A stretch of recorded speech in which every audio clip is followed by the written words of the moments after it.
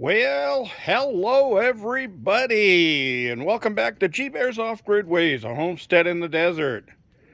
And here we are outside now. We've had a threat of monsoonal storms and thunderstorms and lightning and all that stuff all day long. Yeah, look at the sky. Got clouds up there, but we got a lot of blue spots too. So we go look over this direction, and you can see the dark skies over there. Well, I've been following the radar on my 3 different weather apps, and it showed my location in the desert with a major storm passing over with yellows and oranges right over the spot that it shows where I'm at. It showed my location. Well, and that it never happened. It was fake news. Now over there, you can see that they've got some dark skies over there, and it looks like they might be getting some rain. Well, that's where the weather app says the weather is right now. But it was supposed to have come straight over me and gone that way, and it never did. Bunch of BS. So for those of you who try to base your lives on weather reports, just remember, they all lie. They're all liars. The Geo Engineering has taken control of the weather, and they decide what the weather is going to be.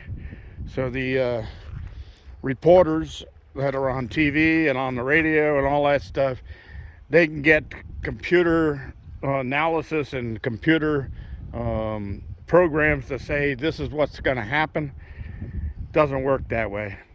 The last 4 days, the Geo Engineers have been streaking the sky in a crisscross pattern, and I mean, they've been really doing it, and some really weird trails too.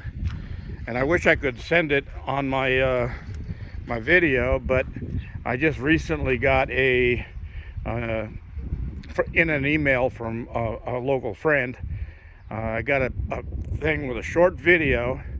I think it was on one of the other social media platforms, but in the short video, it shows this guy going into an airplane hangar and recording video as he walks in. He goes over to the wing of the plane, and there's a tank on there, and there's a label on top of it that says that it's chemtrail chemicals, and you should be wearing protective gear when around it. Then he goes around inside of or under the plane, and he shows the different tubes that spray the stuff. And then he goes inside of it, and right beside the pilot's section on the right hand side, there's a switch there that says chemtrails on and off. And pretty interesting. And then if you look at the plane wings and that stuff underneath where the stuff is coming out, the plane has gotten stains on it from whatever the chemicals are. Just kind of interesting, real amazing. Wish I could send it to you, but can't do it over YT here because it doesn't work that way. All right, so what do you want to learn today? Well, I'm going to teach you something that's not going to make you rich, not going to get you anywhere in the world, but something interesting to know. Tuesday, this coming Tuesday, July 25th. Now, what is July 25th supposed to be known for, famous for?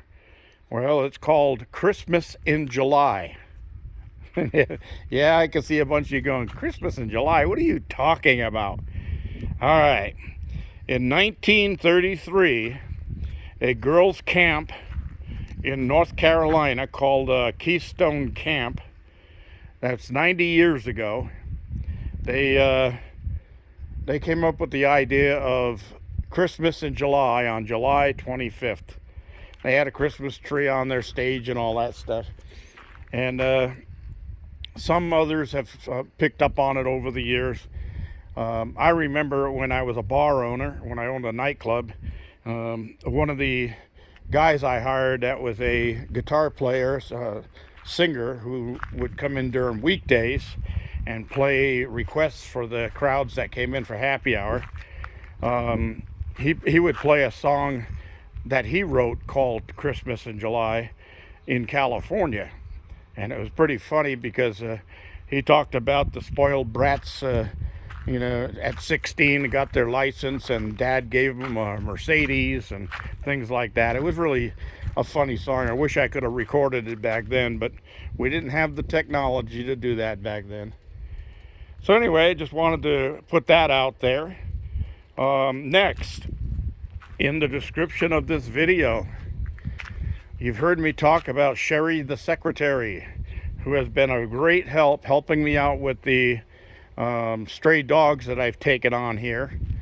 And she's a sweetheart for having helped out as all she can, but she's going to be moving off grid, and that's going to be her start. And that's how she ended up on my channel, trying to get information about what it's going to be when she goes off grid, what she's got to expect. Well, she's trying to learn everything that she can along the way. So she just started a website, which is a blog, and she also started a YouTube channel. And no, it's not Sherry the secretary. That's what it used to be. I will put both links in the description of this video. And for those of you who are watching this, please go over there, help her out a little bit. She's going to try to get her channel started. She has some playlists on there that she's downloaded from other videos on the web or on YouTube and that stuff. Nothing that she's posted herself. And I just told her to turn on comments so she can receive comments. So give her a little break. You can get on there and subscribe. I was her first subscriber. There's really no content on her channel except stuff she's saved, but that's interesting to watch too. She got one on there with a bicycle and a car alternator for producing electricity. That's pretty cool. So go over, tell her G-Bear sent you over, say hi, subscribe for right now. If comments aren't on, sorry, can't comment back, but make sure you click the bell so you're notified when she starts putting them out there. I've been coaching her and telling her, you really need to start your content now. Don't wait for the last minute. People out here, there's a lot of people planning on moving off grid in the future. So she should start her channel with preparing to move off grid. What she does, what she's doing to prepare her move off the grid. Because she's got a piece of land with no cabin or anything like that on there, so she's got a lot of planning to do, and she should take you along on that little trek. And you guys can say, well, I was thinking about that too, and I think I'm going to bring this and I'm going to bring that. That'll help her out, and you can also help yourself out by watching what's going on. So anyway, covered that, and that's about all I really have today. I was gonna work on some stuff in the shop today, but the humidity was just way too high. Can't stand still and not sweat. So I'm gonna save that for another day. And besides, we're supposed to have another threat of thunderstorms and that stuff coming through here again tomorrow. It's coming up here on August, which is monsoonal weather. So we should be seeing a lot of that if it's going to be normal weather, but who knows. And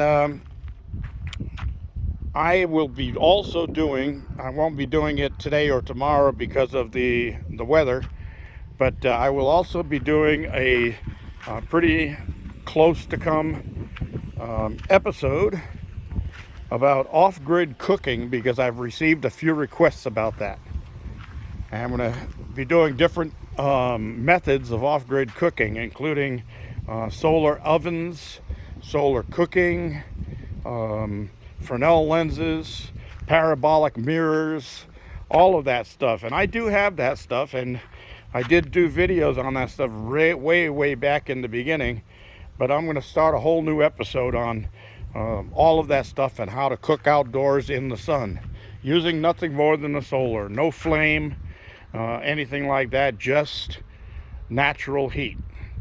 All right, everybody, I think that'll be pretty interesting. Show me a row of thumbs ups and comments down below. Let me know what you think.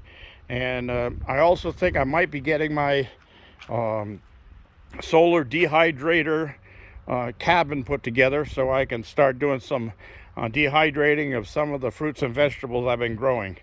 And we'll get to the garden here pretty soon again too and show you what's going on in there. Anyway, thanks for joining me. Don't forget your thumbs ups down there. Don't forget to share and subscribe. Very important. This is G Bear signing off.